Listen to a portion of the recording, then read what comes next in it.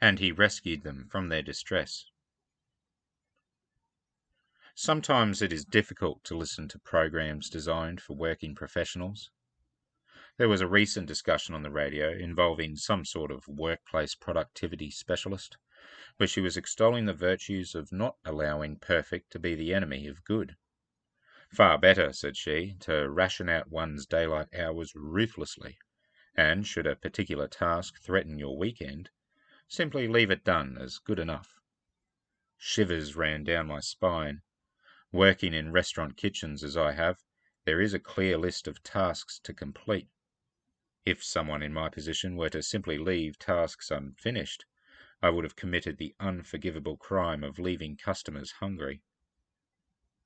But, having since moved away from that rock star lifestyle and into the romantic world of the domestic, it starts to seem quite reasonable to simply leave certain things for tomorrow. Sleep is calling, and there will always be more dirty dishes to wash.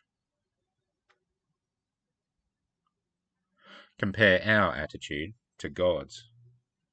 God has many tasks he has set before himself, and one of them is to bestow his grace upon us. Unrestrained by human frailty, God's grace continues forever.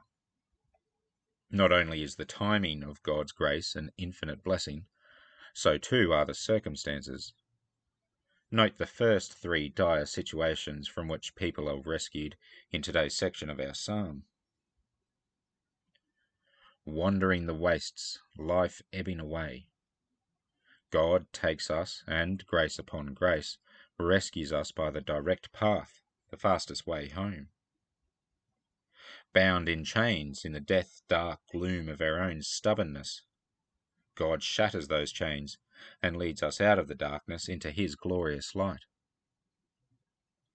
Foolish, suffering affliction, miserable and ashamed because we are getting our just deserts for our sinful deeds, healed from that which we did to ourselves.